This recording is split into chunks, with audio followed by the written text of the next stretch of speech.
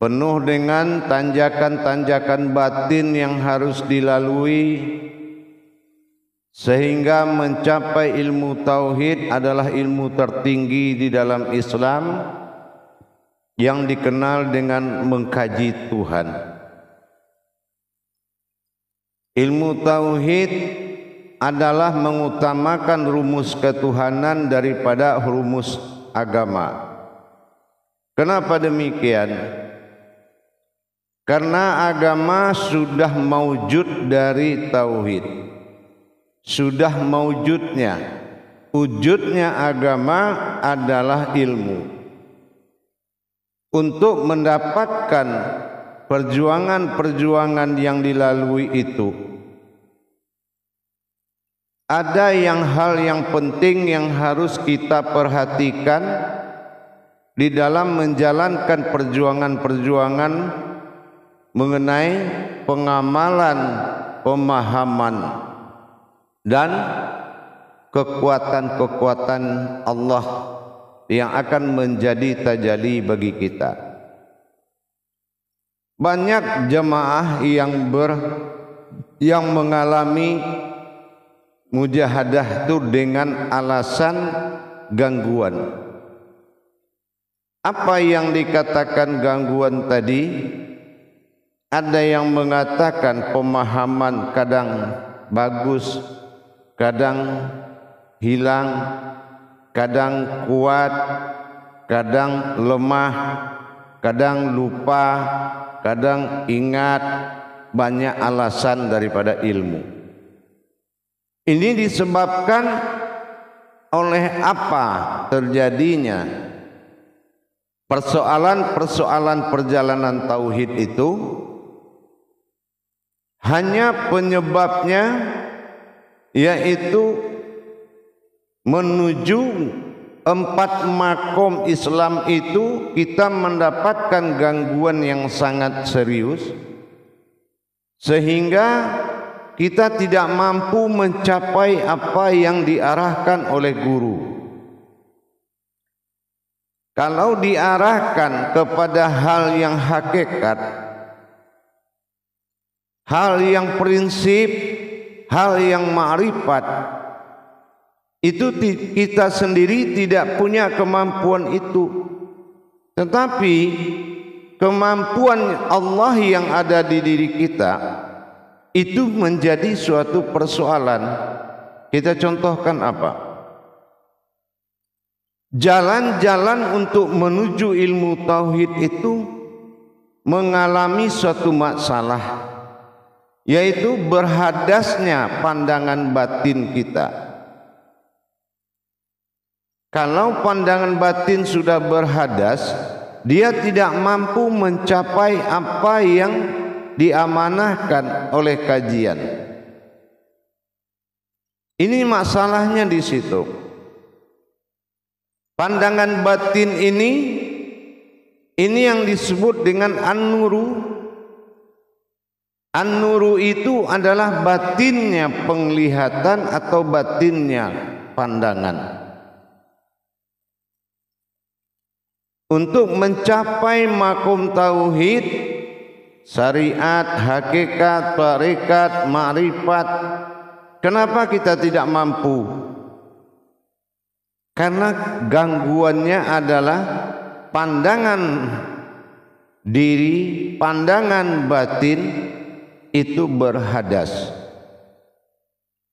Untuk itu kita melakukan mujahadah, perjuangan, yaitu mengadakan taharoh makom, yang mana yang 4 ini harus disucikan dengan cara dan adab yang berbeda.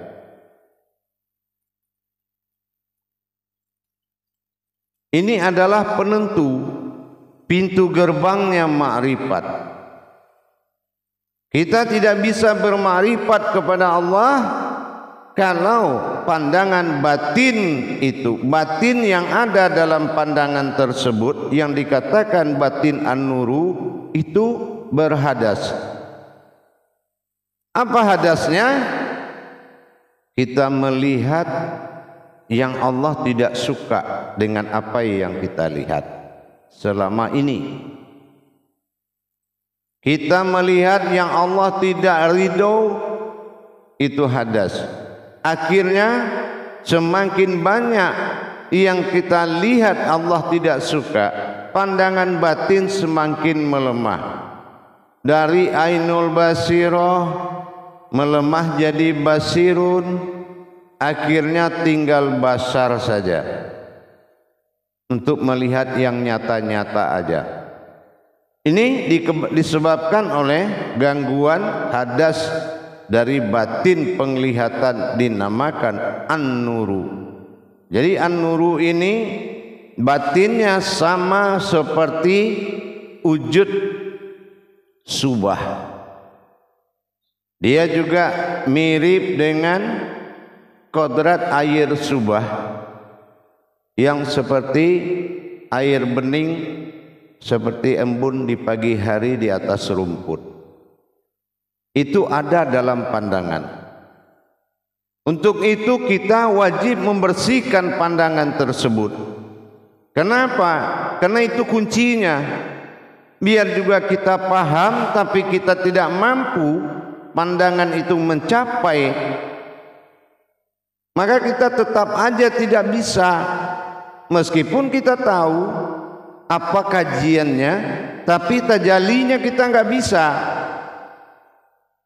Tajali batin ke syariat. Syariat itu ada zahir, ada batin. Untuk menetapkan pandangan kalau yang zahir itu adalah batin, tidak melekat di hati. Karena apabila taharuh empat ini dijalankan, taharuh syariat, hakikat, tarekat, marifat, ini kuncinya adalah hati. Sebelum hati mengakui, maka tidak boleh kita berpindah. Jadi tidak ada amaliyahnya, yang ada adalah pengakuan hati dari satu persatu yang akan dikerjakan. Ini sangat wajib, makanya semua grup wajib melaksanakan taharuh makom. Versinya sama dengan taharuh kolbi, cuma dia cukup 2 rakaat sholat hajat. Dan itu lebih baik dilakukan waktunya sama dengan taharuh kolbi. Kalaupun dilakukan habis sholat fardu, yaitu sholat fardu isya. Kalaupun kita tidak mampu mencapai malam atau mencapai 00, karena ketinggiannya ada di 00 tadi. Kalau alam 00 itu dapat, Jibril melampaikan kepada Allah, telah kosong langit berganti menjadi kursi kekuasaan, telah kosong bumi menjadi aras kekuatan. Terus ada satu orang yang lagi duduk, ya Allah. Nah ini mereka menunggu ijabahmu. Inilah yang dikatakan orang selalu mencari 00 tadi.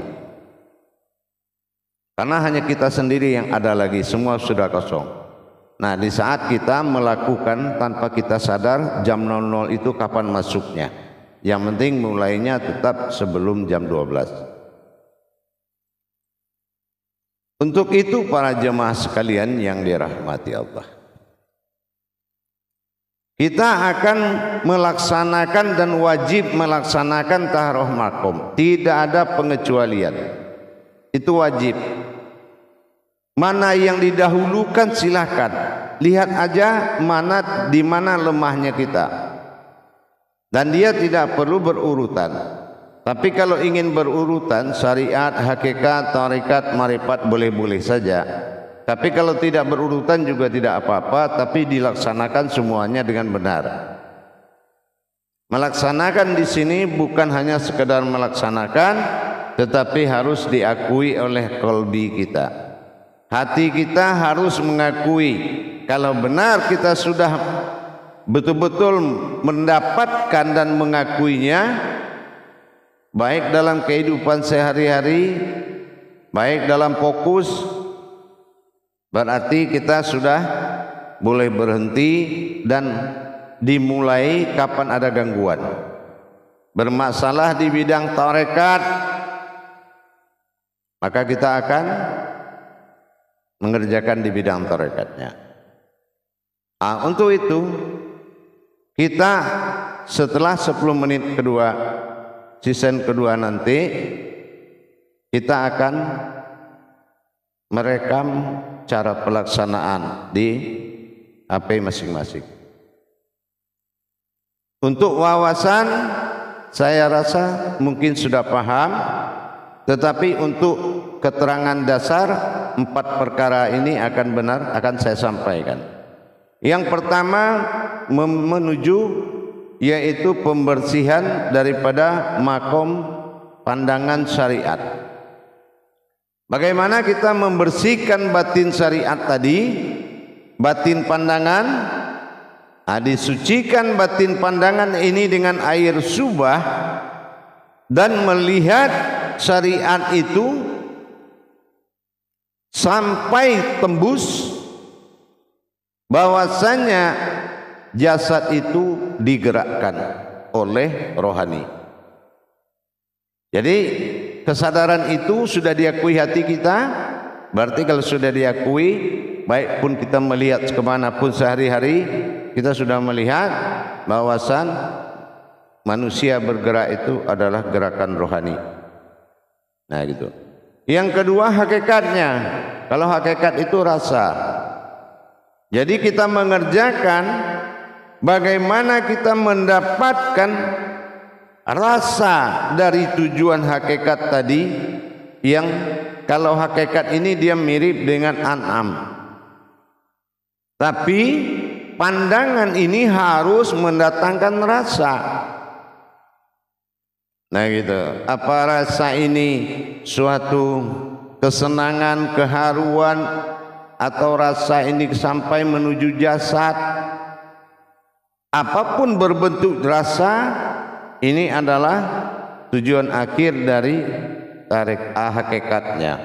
Nah yang ketiga tarekatnya, yaitu melihat dan menyaksikan wujud dan maujud. Artinya apa? Datang dan perginya.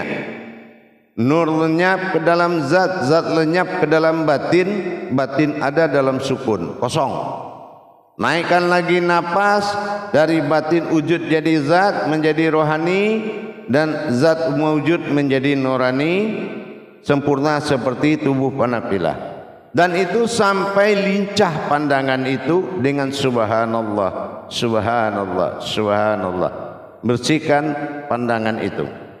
Ibarat kita menyenter pakai senter. Jadi yang dibersihkan di dalam cahaya senter tadi itu ada batin bernama an-nuru.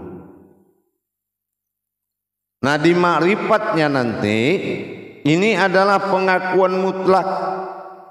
Disucikan pandangan tadi, melihat wujud yang terlihat adalah zahir Allah semata. Tidak ada lagi kodrat-kodrat umat yang ada di dalamnya, tapi mutlak melihat zahirnya Allah. Nah, semua yang kita lihat ini adalah zahirnya Allah. Nah, dengan kekuatan subhanallah, mensucikan air subah ketemu dengan air batinnya, pandangan bernama an-nuru. Setelah kita lakukan sholat hajat 2 rakaat. Setelah itu, setelah sholat hajat 2 rakaat, baru kita adakan sujud syukur 3 kali, baru al-fatihah, baru selesai. Dan itu kalau mau sekaligus boleh, mau satu-satu boleh, itu kembali kepada dituntut kejujuran, kembali kepada diri kita masing-masing. Baik jamaah sekalian, kita lanjutkan di muzakarah. Salu muzakaratun fil jami'ati rahimakumullah. La ilaha